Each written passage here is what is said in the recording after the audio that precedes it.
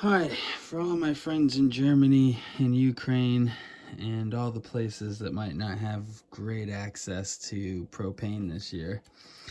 This is a can stove, and I'm sure there's a lot of videos online, but this is just like a tomato, crushed tomatoes come in this or something soup, but like I don't remember what number can this is, but you want something like this wide, or you can use a smaller can too, but usually you want one of the cans that are like this wide, which this had a bunch of crushed tomatoes in it.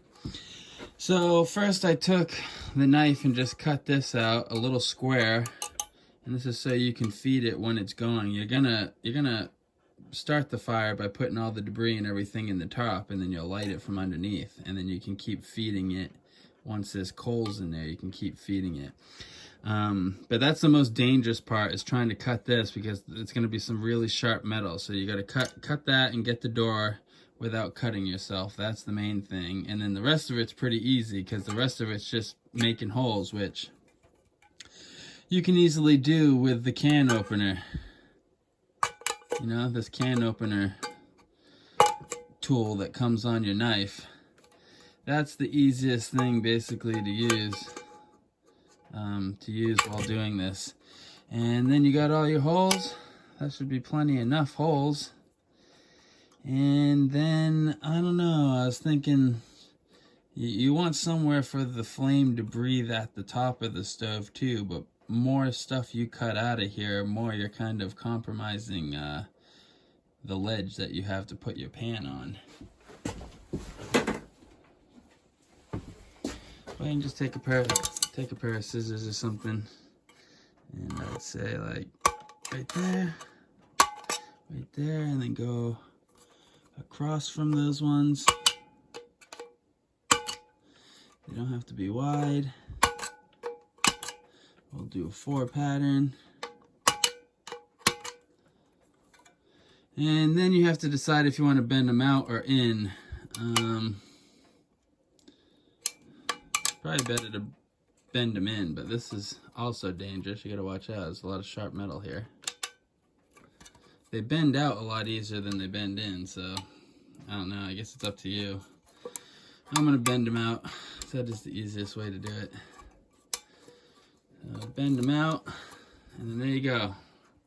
This is a stove, and this stove will run off of just sticks and twigs. And since there's metal on the bottom, it'll still, if you put it on like a wood table or something, it will burn like a big black spot on the table. But you will be able to use this in places like on the ground and stuff where it might be wet and stuff, because the humidity won't come up in here. So it's like a contained stove. And I know they sell a lot of these titanium foldable stoves nowadays, but you can easily make one out of a can.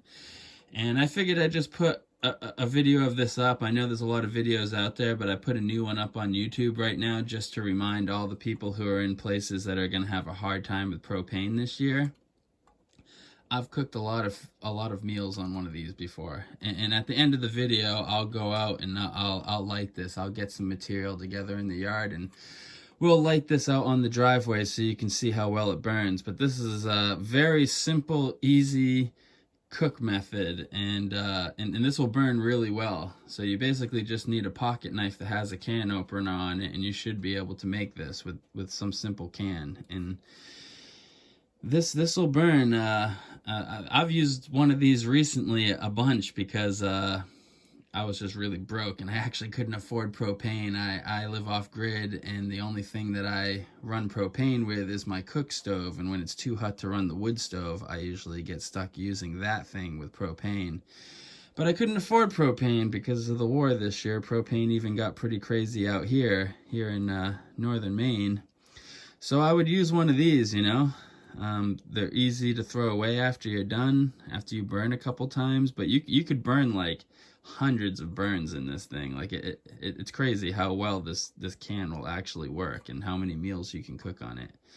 But yeah, let's bring it outside. We'll fire it up and take a quick look. I'm not going to cook food and everything on it, but we'll put the kindling in here and get it started so you can see how it burns. Hi, I just put a little bit of cardboard that I had sitting around. I ripped it all up, and then I had a piece of a little piece of maple wood.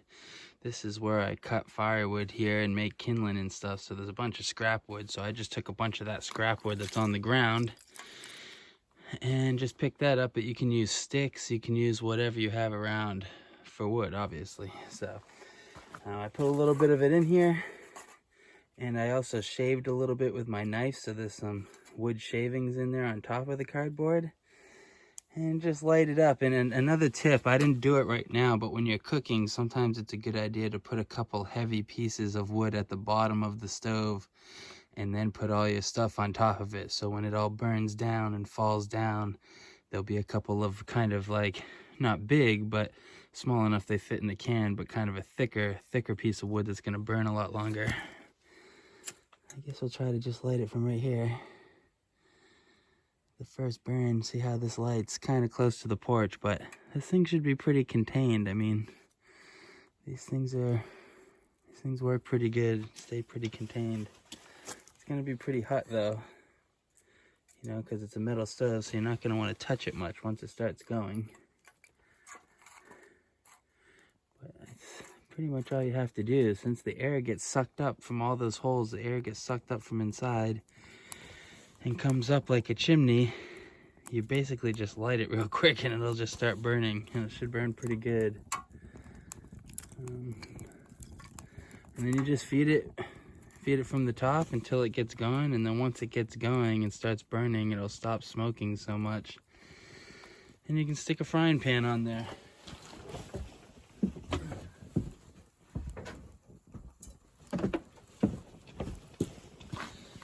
What that would look like.